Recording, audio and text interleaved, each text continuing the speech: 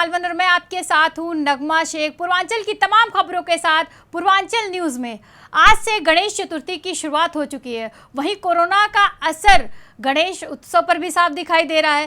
Film अभिनेता और गोरखपुर के सांसद रवि किशन ने भी सादगी के साथ दिल्ली में पूजा अर्चना की। कोरोना के कहर का असर गणेश उत्सव पर भी साफ देखने को मिल रहा है। फिल्म अभिनेता और गोरखपुर से सांसद रवि किशन शुक्ला ने भी सादगी के साथ दिल्ली में पूजा अर्चना की। गोरखपुर शहर के अलग अलग हिस्सों में स्मार्ट मीटर लगा रही L&T कंपनी ने काम बंद कर दिया है। कंपनी ने शहर में अब तक 55,000 उपभोक्ताओं के घर में स्मार्ट बिजली मीटर लगाया है, जबकि करीब 1.30 लाख उपभोक्ताओं के परिसर में स्मार्ट मीटर लगाया जाना है। पावर कॉरपोरेशन के प्रबंध निदेशक के निर्देश के बाद नया मीटर लगाने का काम 15 दिनों के लिए रोका गया है। एनर्जी एफिशिएंसी ने पिछले साल अगस्त में L&T कंपनी के माध्यम से शहर में स्मार्ट मीटर लगाने का काम शुरू किया था। शुरुआती दौर में मीटर लगाने का काम इतना धीमा था कि एक ही मोहल्ले में स्मार्ट मीटर लगाने में महीनों लग गए। उसके बाद मीटर की जांच व सत्यापन में काफ़ी वक्त लगने लगा। उपभोक्ताओं को 4 से 5 महीने के बिल के लिए इंतज़ार करना पड़ा। बहुत से उपभोक्ता गलत बिल को लेकर परेशान हैं। कोरोना महामारी के बीच कोरोना वायरस संक्रमितों के लिए खुशखबरी है। जन औषधि केंद्रों पर 21 रुपए में 10 जेनेरिक दवाएं उपलब्ध हैं। कोरोना के इलाज व रोकथाम की दवा आइवरमेक्टिन का जेनेरिक वर्जन बाजार में आ गई है। 12 mg दवाओं की कीमत जहां 32 से 37 रुपये प्रति टेबलेट है, वहीं इसका जेनेरिक 21 रुपये में 10 टेबलेट है। अगर डॉक्टर एडवाइज करता है तो गरीब मरीजों के लिए दवाइयाँ सुपीरियर हैं, बशर्ते डॉक्टर एडवाइज कर दे तो सस्ती पड़ती है मरीजों के लिए। इस दवा के आ जाने से गरीब मरीजों के संपर्क में रहे लोगों को बड़ा फायदा पहुंचेगा, क्योंकि इससे संक्रमित व संपर्क में रहने वाले भी खा सकते हैं। बीमारी उससे ठीक हो जाती है, उसको जेनेरिक दवाओं को यूज करने में कोई दिक्कत नहीं है। भी दवा वही है जैसे ये दवाइयाँ क्वालिटी वाइज अच्छी होती हैं, मरीजों के स्वास्थ्य के लिए लाभदायक होती हैं और मरीजों को सस्ती पड़ती हैं। अतः जेनेरिक दवाइयाँ लेना चाहिए, जेनेरिक दवाइयाँ अच्छी होती हैं। डॉक्टर अब एहतियात के तौर पर लोगों को इस दवा को खाने की सलाह दे रहे हैं। हालांकि खाने से पूर्व डॉक्टर की सलाह आवश्यक है। कोरोना की इस आपदा में मरीजों को राहत देने के लिए जेनेरिक की यह दवाएं गरीबों के लिए किसी बड़े सौगात से कम नहीं है। नेपाल वन के लिए कुशीनगर से दिनेश कुमार तिवारी। खबर कुशीनगर से है। कुशीनगर में बड़ी गंडक नदी काफ़ी तेज़ी से कटान कर रही है। एक तरफ सेवरही ब्लॉक के आधा दर्जन गांव खतरे के निशान पर हैं, तो दूसरी तरफ खड्डा तहसील क्षेत्र में नदी ने तबाही मचा रखी है। बड़ी गंडक नदी नेपाल के पहाड़ियों से निकलकर यूपी के महाराजगंज व कुशीनगर होते हुए बिहार को जाती है। कुशीनगर में इस नदी को नारायणी नदी के नाम से भी जाना जाता है। इस समय नारायणी नदी का जलस्तर बढ़ने से कुशीनगर के सेवरही ब्लॉक व खड्डा तहसील के दर्जनों गांव खतरा के निशान पर हैं।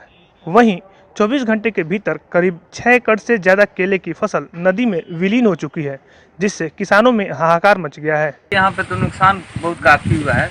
450-500 एकड़ के आसपास ज़मीन कटा है। पिछले 2-3 वर्ष पहले नदी यहाँ से 700-800 मीटर दूर थी।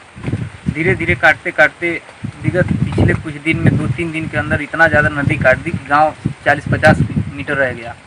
हमार 4 एकड़ खेत था, गन्ना बोए थे, केरा बोए थे, वो पूरा कट गया। अब क्या करें, मच्छी मारने चलते हैं, बाल बच्चा जियाएंगे खियाएंगे। सेवरही ब्लॉक में यह नदी अहिरौली दान के कचहरी टोला व पिपरा घाट पर बने बंधे पर कटान कर रही है। ग्रामीणों की माने तो हर साल बरसात के दिनों में नारायणी नदी कुशीनगर में खूब तबाही मचाती है, जिससे ग्रामीणों को जान माल का नुकसान उठाना पड़ता है। लेकिन यहाँ बाढ़ आने से अधिकारी व ठेकेदार बंधे को बचाने के नाम पर अपना पॉकेट भर रहे हैं। अन्यथा विगत कई वर्षों से जिस प्रकार बंधे पर काम चल रहा है, आज स्थिति कुछ और होती। एक जनपद एक उत्पाद के तहत कुशीनगर को केला एवं उससे बनने वाले उत्पादों के लिए चयनित किया गया है, जिसके चलते नारायणी नदी के तटीय इलाकों में लोगों ने जमकर केले की खेती की। लेकिन उन्हें क्या पता था कि नदी में बाढ़ आएगा और ये फसल नदी में डूब जाएगी। हुआ यही कि नदी ने लगभग 6 एकड़ फसल को अपने आगोश में ले लिया, जिसके चलते किसानों को काफ़ी आर्थिक नुकसान का सामना करना पड़ रहा है। अब देखना है प्रशासन इस पर किस प्रकार का कदम उठाती है और किसानों को आर्थिक नुकसान से राहत मिलता है। नेपाल वन के लिए कुशीनगर से राजकुमार गिरी। कुशीनगर में कोरोना का कहर थमने का नाम नहीं ले रहा है। लगातार लोग संक्रमण का शिकार हो रहे हैं। वहीं एक और कोरोना मरीज की मौत हो गई है। कुशीनगर में अब कोरोना से मरने वाले कुल मरीजों का आंकड़ा 13 हो गया है। देश में कोरोना मरीजों का आंकड़ा लगातार बढ़ता जा रहा है। वहीं कुशीनगर में भी कोरोना संक्रमितों की संख्या घटने का नाम नहीं ले रही है। शुक्रवार तक मेडिकल कॉलेज से मिली 823 नमूनों की रिपोर्ट में 732 नेगेटिव व 91 पॉजिटिव हैं। जिले में संक्रमितों की संख्या 2309 पहुंच गई है। अब तक 14 लोगों की मौत हो चुकी है। कुल 1567 लोग स्वस्थ होकर घर जा चुके हैं। कुशीनगर में कोरोना बहुत तेज़ी से फैल रहा है और हम लोग एकदम भयभीत हैं, डरे हुए हैं। और लेकिन मजबूरी है कि रोजी रोटी चलाने के लिए हमें कुछ करना ही पड़ेगा, इसलिए दुकान पर बैठते हैं। गोरखपुर में कुशीनगर के सांसद विजय दुबे समेत 274 नए लोग संक्रमित पाए गए हैं। शुक्रवार को 5 संक्रमितों की मौत हो गई। सांसद विधायक जनप्रतिनिधि होते हैं, लोगों के बीच उनका आना जाना होता है।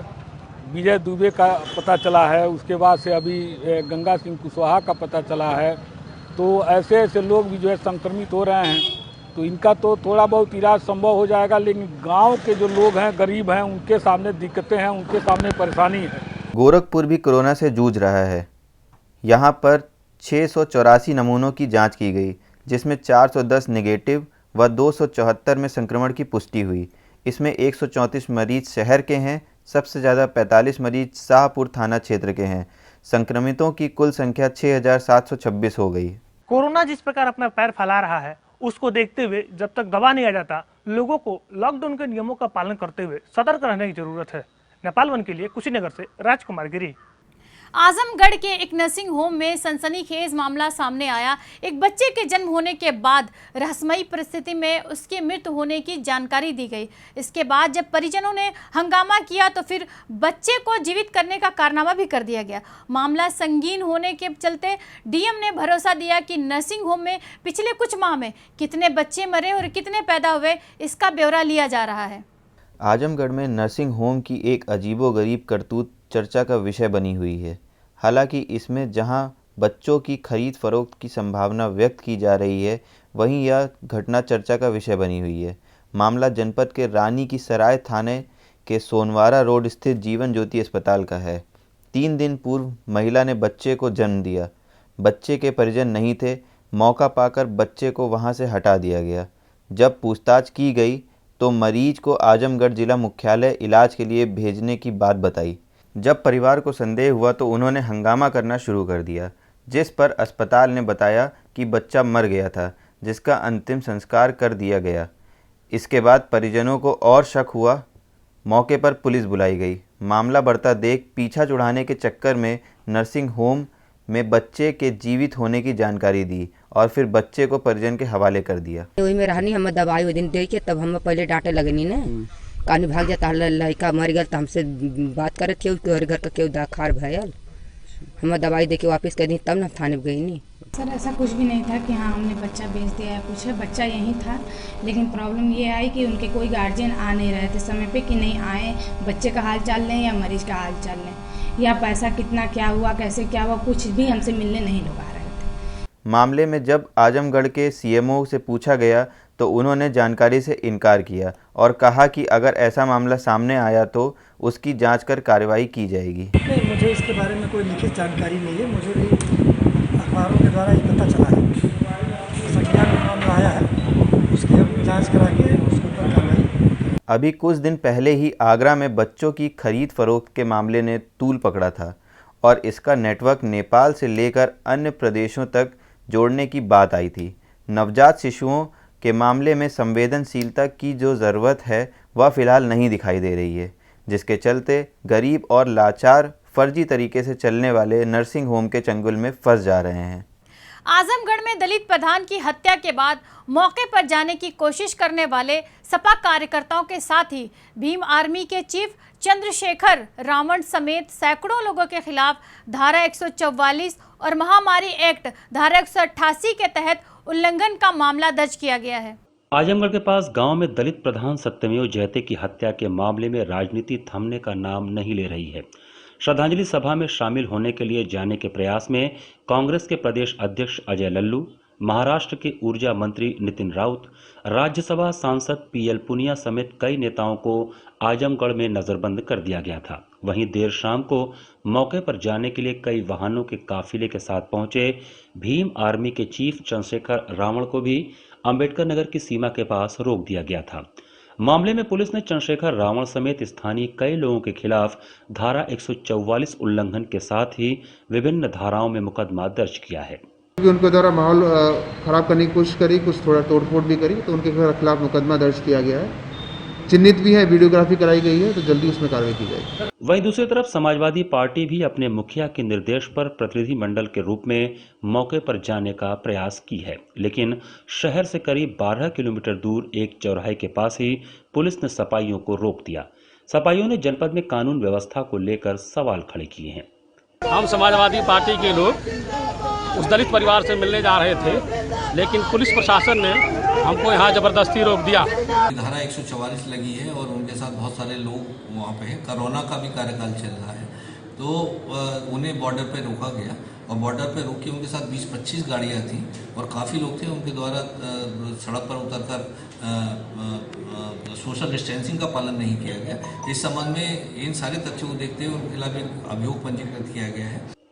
तरवा थाना के पास गांव में दलित प्रधान की हत्या के बाद पुलिस के सामने अपराधियों को पकड़ने के साथ ही मौके पर होने वाली राजनीति से भी निपटने की चुनौती है। शहरी विकास मंत्रालय भारत सरकार द्वारा स्वच्छता सर्वेक्षण 2020 का रिजल्ट घोषित किया गया, जिसमें पिछले वर्ष वाराणसी को 70वां स्थान प्राप्त हुआ था, जबकि इस वर्ष वाराणसी शहर को पूरे देश में 27वां स्थान प्राप्त हुआ है। वह पूरे देश में स्वच्छ गंगा टाउन में प्रथम स्थान प्राप्त हुआ। शहरी विकास मंत्रालय द्वारा वाराणसी नगर निगम को स्वच्छता के लिए पूरे देश में 27वां स्थान दिए जाने पर नगर आयुक्त ने खुशी जाहिर करते हुए इसे सभी काशी वासियों के लिए उपलब्धि बताया है। वहीं कुछ क्षेत्र अभी भी स्वच्छता की राह देख रहे हैं, जिस पर बहुत जल्द प्लानिंग बनाकर उन सारी समस्याओं को भी दूर किया जाएगा। हम लोग अब तक की अपने जो स्वच्छ सर्वेक्षण जब से चल रहा है 2016 से, तो विगत 4 सालों की अपनी बेस्ट पोजीशन हम लोग इस बार प्राप्त किए हैं और इसके साथ साथ एक और landmark achievement cleanest Ganga town of India के रूप में भी वाराणसी को टैग मिला है। देखिए अभी भी 26 पायदानों का फ़र्क है हम में और फर्स्ट रैंक में। जब तक हम वो प्राप्त नहीं करते तब तक हम लोग लगातार प्रयासरत हैं।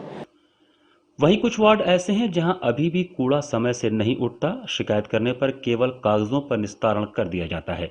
जमीनी हकीकत अभी भी जहां की तहां है। बनारस गलियों का शहर है और जब गली साफ नहीं होगा तो बनारस साफ नहीं हुआ। और ये बस दिखाने वाला है, प्रधानमंत्री जी को दिखा रहे हैं लोग, नगर निगम या जो भी उनके हैं विभागीय अधिकारी, उनको दिखाने के लिए, वाहवाही लूटने के लिए केवल ये कर रहे हैं। यहाँ की गलियों की स्थिति आप देख रहे हैं और आपके माध्यम से बनारस की पब्लिक भी देखेगी कि यहाँ पे जो आप कूड़ा का अंबाल देख रहे हैं, यहाँ की ये समस्या आज की नहीं है, 5 वर्षों से अधिक की समस्या है। कागजी कार्रवाई सिर्फ और कागज के तौर पे रहता है। कैमरा टीम जब क्षेत्र के सुपरवाइजर से बात की तो उनका दावा है सफाई तो रोज होती है, मगर हमारे पास संसाधनों की कमी है। अभी सर डोर टू डोर कूड़ा कलेक्शन पूरा संपूर्ण रूप से नहीं हो रहा है। हाँ, अभी डोर टू डोर कूड़ा कलेक्शन हमारा 1 तारीख से चालू हो जाएगा, जिस वजह से जो कुछ पब्लिक यहाँ पर कूड़ा जो फेंक देती है वो भी उनका कूड़ा कलेक्शन होगा, जिस वजह से यहाँ पे कूड़ा फेंकाई नहीं होगी। बात सफाई व स्वच्छता की जाए तो महानगर हो या छोटा शहर, गांव हो या कस्बा, सफाई कर्मियों के साथ ही हर खासो आम की जिम्मेदारी बनती है कि अपने आसपास के क्षेत्रों के साथ ही हर स्थान पर गंदगी ना करें और दूसरों को भी गंदगी फैलाने से रोकें। खबर वाराणसी से है, जहां भारत सरकार के द्वारा दिए जाने वाले अर्जुन अवार्ड में बनारस के लाल और भारतीय बास्केटबॉल के सनसनी बनकर उभरे विशेष भृगवंशी का भी नाम शामिल है, जिसकी घोषणा के बाद से परिवार के साथ साथ वाराणसी के खिलाड़ियों में भी जश्न का माहौल है। वाराणसी के अर्दली बाजार के रहने वाले विशेष भृगवंशी ने वर्ष 2019 में नेपाल में आयोजित दक्षिण एशियाई खेलों में भारतीय बास्केटबॉल पुरुष टीम का कप्तान के रूप में प्रतिनिधित्व किया था, जिसमें भारतीय टीम ने स्वर्ण पदक प्राप्त किया। विशेष इन दिनों देहरादून में हैं और बास्केटबॉल की प्रैक्टिस कर रहे हैं। खेल के प्रतिष्ठित अर्जुन अवार्ड से सम्मानित किए जाने पर उनका पूरा परिवार और करीबी काफी खुश हैं। वहीं उनके पिता ने कहा कि भृगु ने सपना सच कर दिखाया।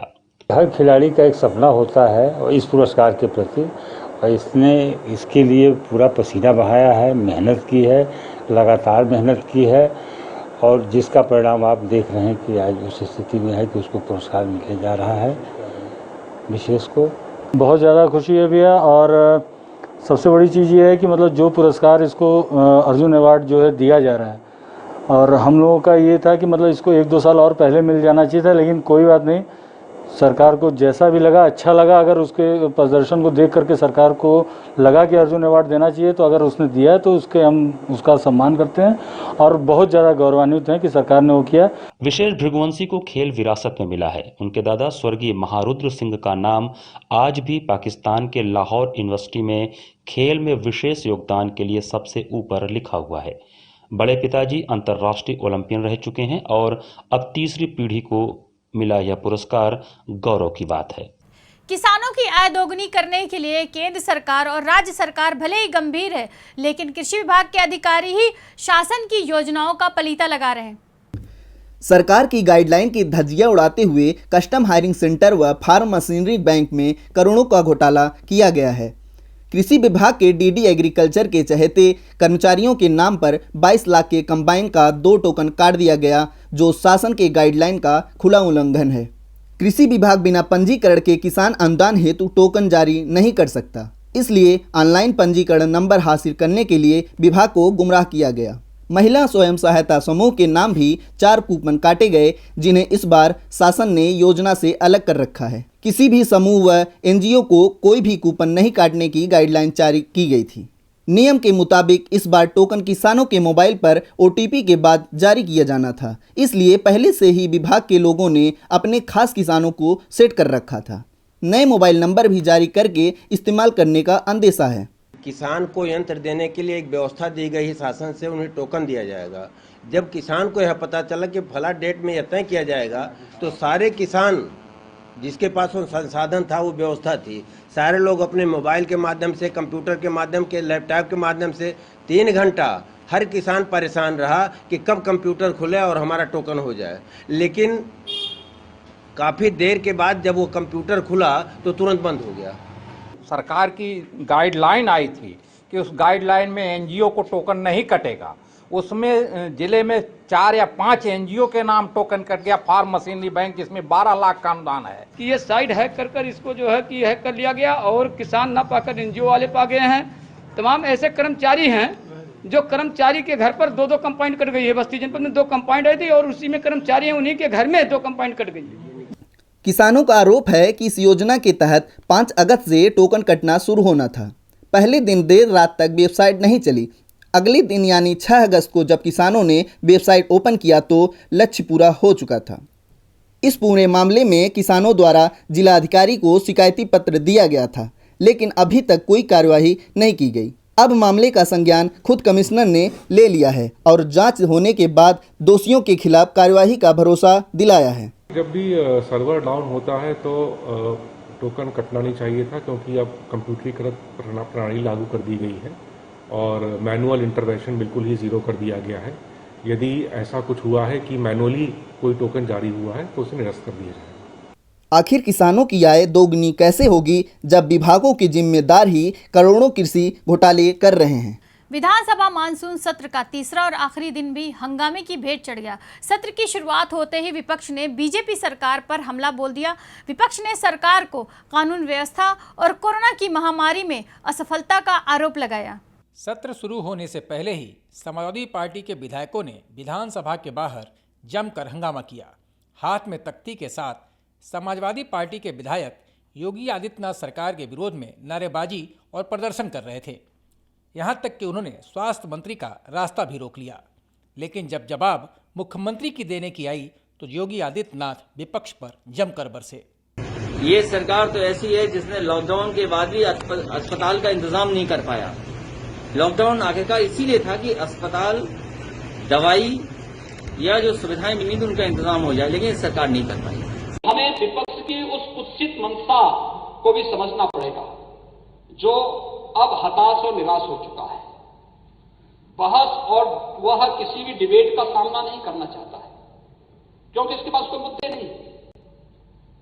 वह इसलिए हताशा निराशा में इस प्रकार के हथकंडे अपनाएगा।